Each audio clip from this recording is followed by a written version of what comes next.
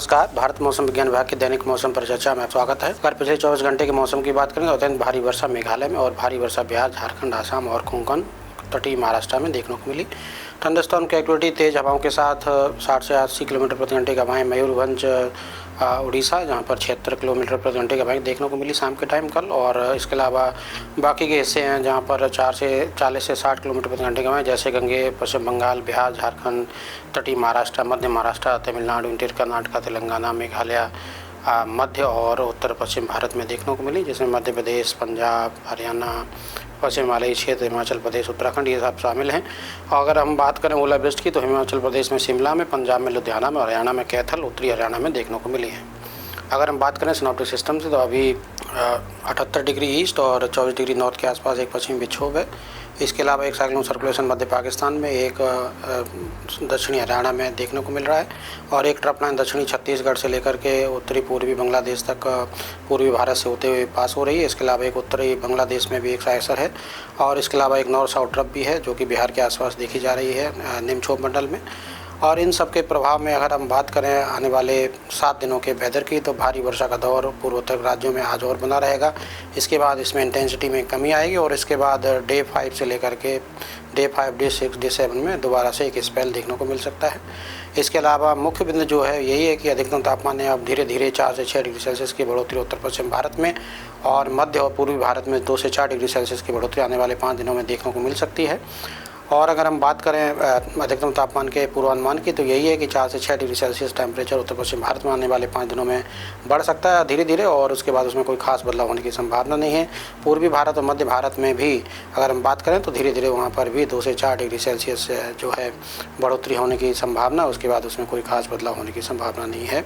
अगर हम बात करें आज के पूर्वानुमान की चेतावनियों की तो मुख्य जो जोन है वर्षा का वो पूर्वोत्तर राज्य हो सकते हैं, जिसमें खासतौर से मेघालय में वेरी हैवी रेनफॉल यानी कि 7 से लेकर के 12 सेंटीमीटर और कहीं कहीं 12 से लेकर के 20 सेंटीमीटर तक के स्तर की वर्षा एक दो पॉकेट्स में मेघालय में हो सकती है। बाकी के जो क्षेत्र हैं अरुणाचल प्रदेश, मणिपुर, मिजोरम और आसाम, यहाँ पर भी भारी वर्षा यानी 7 से लेकर के 12 सेंटीमीटर तक के स्तर की वर्षा हो सकती है। बिहार में भी इंटेंस थंडरस्टॉर्म लाइटनिंग के साथ इंटेंस स्पेल के साथ भारी वर्षा आज भी बिहार में होने की संभावना है। पूर्वी भारत में थंडरस्टॉर्म की एक्टिविटी कल की तरह आज भी हो सकती है। बिहार, झारखंड, पश्चिम बंगाल, उड़ीसा, यहाँ पर तेज हवाओं के झोंकों के साथ थंडरस्टॉर्म लाइटनिंग की गतिविधियां हल्के से मध्यम स्तर की वर्षा के साथ हो सकती है। मध्य भारत की बात करें तो मध्य प्रदेश, विदर्भ, छत्तीसगढ़ में थंडरस्टॉर्म हो सकते हैं। महाराष्ट्र, तेलंगाना, तटीय आंध्र प्रदेश, इंटीरियर कर्नाटक और तमिलनाडु में थंडरस्टॉर्म हो सकते हैं। उत्तर पश्चिम भारत में खासतौर से हिमाचल प्रदेश, उत्तराखंड, इसके साथ साथ हरियाणा, उत्तर प्रदेश और राजस्थान, यहाँ पर थंडरस्टॉर्म आज देखने को मिल सकते हैं। उमस भरा मौसम जो है तटीय आंध्र प्रदेश और तमिलनाडु में आज देखने को मिल सकता है। कल की अगर चेतावनी की बात करें 6 तारीख की तो 6 जून को उत्तर पश्चिम भारत के साथ साथ पूर्वी भारत में भी थंडरस्टॉर्म की गतिविधियों में कमी आएगी। वर्षा में भी अच्छी खासी कमी आती हुई दिख रही है। ऐसा मौसम प्राय शुष्क रहने की संभावना उत्तर पश्चिम भारत में कल से बन रही है और कोई खास चेतावनी उत्तर पश्चिम भारत और पूर्वी भारत के लिए नहीं दिखाई देती सिवाय उड़ीसा के। लेकिन फिर भी जो पूर्वोत्तर के राज्य वहाँ पर खासतौर से आसाम, मेघालय में भारी वर्षा और बाकी के क्षेत्रों में थंडरस्टॉर्म के साथ हल्के से मध्यम स्तर की वर्षा कई स्थानों पर पूर्वोत्तर राज्यों में जारी रह सकती है। थंडरस्टॉर्म की एक्टिविटी का मुख्य धारा जो है महाराष्ट्र के साथ साथ तेलंगाना, तटीय आंध्र प्रदेश, इंटीरियर कर्नाटक, तमिलनाडु, केरला में हो सकता है। यहाँ पर थंडरस्टॉर्म देखने को मिल सकते हैं। मध्य प्रदेश, विदर्भ, छत्तीसगढ़ में थंडरस्टॉर्म तेज हवाओं के साथ देखने को मिल सकते हैं 6 तारीख को। 7 तारीख को भी कमोवेश वैसी ही स्थिति मध्य भारत में और पेनिनसुलर भारत में और दक्षिण पूर्वी भारत और पूर्वोत्तर राज्यों में यहाँ पर ठंडस्टॉर्म की एक्टिविटी देखने को मिल सकती है। 6 तारीख को उमस भरा मौसम उड़ीसा में शुरुआत हो सकती है और तमिलनाडु में भी उमस भरा मौसम 6 तारीख को रह सकता है। 7 तारीख को भी उड़ीसा में उमस भरा मौसम रह सकता है।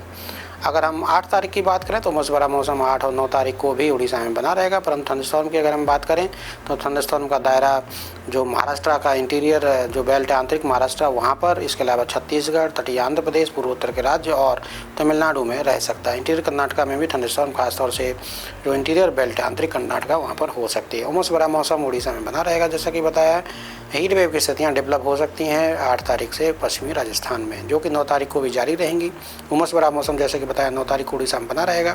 थंडरस्टॉर्म की गतिविधियों में कमी आती हुई दिखती, परंतु जैसा कि शुरुआत में बताया कि एक नया स्पेल भारी वर्षा का 9 तारीख से आसाम मेघालय में शुरुआत हो सकती है और थंडरस्टॉर्म की एक्टिविटी नागालैंड, मणिपुर, मिजोरम, त्रिपुरा में 9 तारीख को देखने को मिल सकती है। इंटीरियर महाराष्ट्र में थंडरस्टॉर्म में थोड़ी सी कमी आती हुई दिखती है। अभी कोई खास चेतावनी नहीं है, परंतु इंटीरियर कर्नाटका, तमिलनाडु और तटीय आंध्र प्रदेश में थंडरस्टॉर्म देखने को मिलते रहेंगे। छत्तीसगढ़ में भी थंडरस्टॉर्म बना रहेगा। अगर हम बात करें 10 तारीख की, 10 तारीख को हीट वेव की स्थितियाँ 10 तारीख को पश्चिमी राजस्थान में देखने को मिल सकती हैं। भारी वर्षा का दौर आसाम में जारी रह सकता है। इसके अलावा 11 तारीख को भी हीट वेव की स्थितियाँ पश्चिमी राजस्थान और आसाम में भारी वर्षा 11 तारीख को भी देखने को मिल सकती है। नमस्कार, जय हिंद, जय भारत।